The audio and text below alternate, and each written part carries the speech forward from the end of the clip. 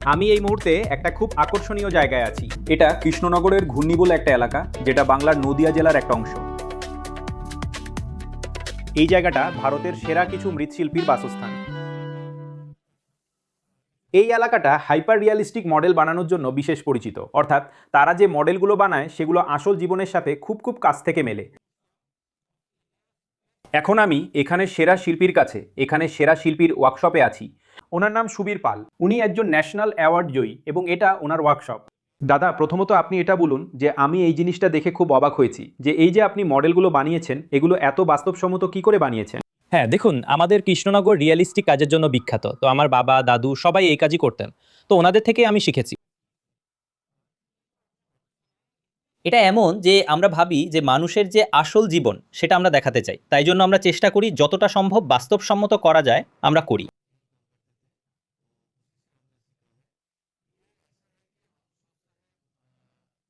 আপনি একটা দুটো আমাদের দেখান, চলুন মমতা দিদিকেই দেখে নি ইলেকশনের সময়। এটা আপনি কি করে বানালেন আমাদের দর্শকদের একটু বোঝান।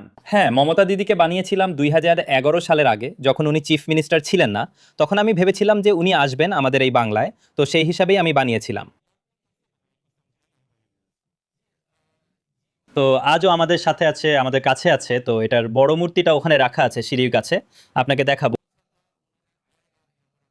তো ওনার প্রতি একটা আলাদা ভালোবাসা আছে, মহব্বত আছে, ভরসা আছে আমাদের, যে এত স্ট্রাগল করে উনি পলিটিক্সে এসেছেন আর টিএমসি পার্টিকে দাঁড় করিয়েছেন।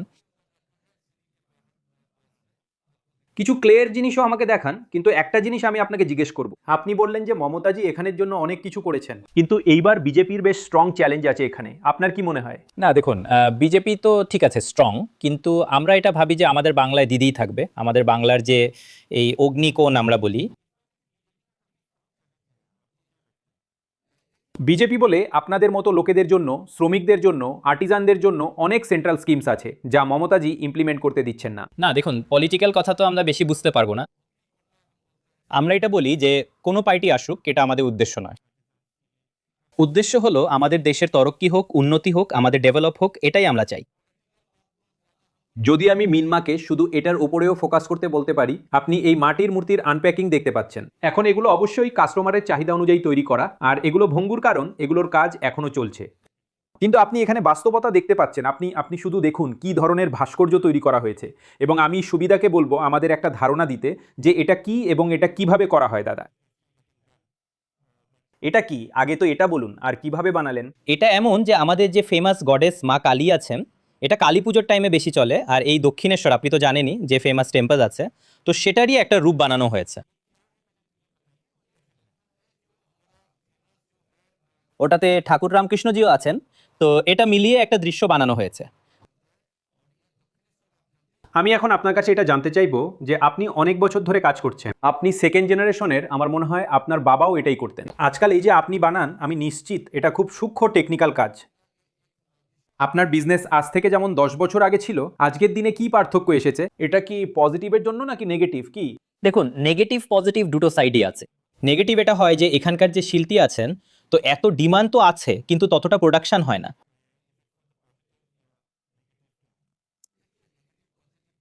ডিমান্ড অনুযায়ী প্রোডাকশন হয় না, তাই এখানে শেখার কোনো স্কুল কলেজ ভ্যাগারা নেই, কোথা থেকে শিখবে? তো এটা এখানে করা জরুরি। আর এর আলাদা একটা মিউজিয়ামও চাই, যেখানে আমাদের প্রথম জেনারেশন ওটা বানিয়ে গেছে। এখন যে জেনারেশন আছে এরা বানিয়ে রাখবে, নেক্সট জেনারেশন ওটা দেখে দেখে বানাবে। তো মিউজিয়াম জরুরি, আর এখানে বিউটিফিকেশনও খুব জরুরি, কারণ এই যে পর্যটন কেন্দ্রটা না এত হাইলাইটেড নয়।